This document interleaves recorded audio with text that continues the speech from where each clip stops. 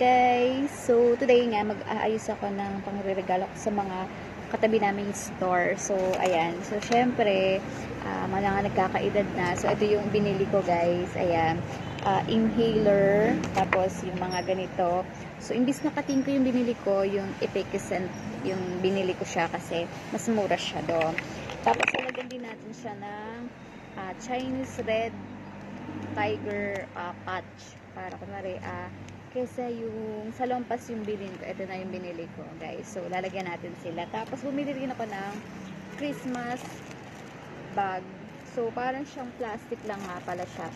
So, hindi siya bag talaga as in. So, plastic yung niya. So, ayan, ayusin natin. Konti lang naman yung bibigyan ko dito, guys. Yung mga ka-close ko lang. Mga ka-close lang. So, open natin to. So, ito yung party bag niya. Ayaw niya mabuksan. Ayan. So, konti lang to. 5 lang naman yung friend ko dito. So, bawat isa lalagyan natin, guys, ng ganito. So, tamang-tama ito kasi malamig. Mga sisipon. Yan siya. So, mga sign of aging, guys. Ayan. Ayan, isang pack yung binili ko. Mas mura kasi kapag naka-pack na. Kesa yung pa-isa-isa yung bibili natin. Mas nakakatipid to. Ayan.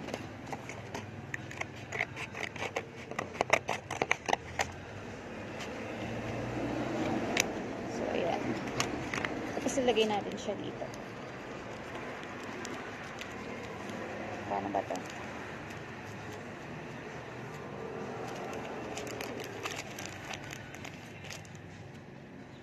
Ano siya?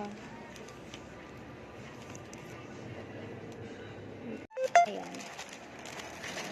Akala ko hindi siya nabubuksan. So, isa nito. Tsaka, lalagyan natin ito.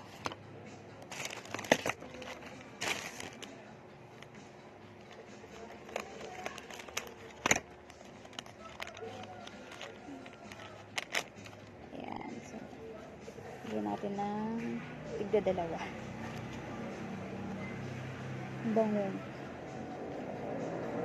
Ayan, so dalawa lagay natin.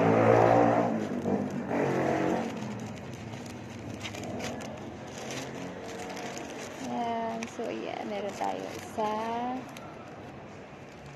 Tapos lagyan natin ito. Hindi ko siya mabuksan.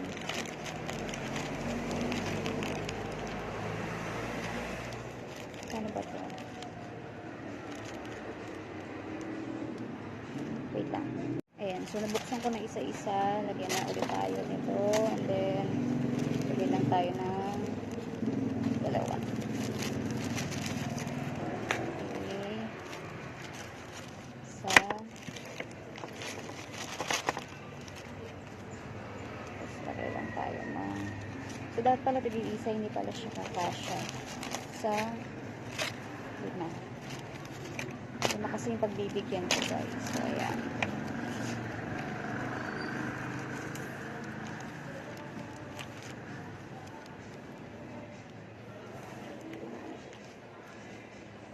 Alam mo, ang pangit na ito. Nabili ko na ito.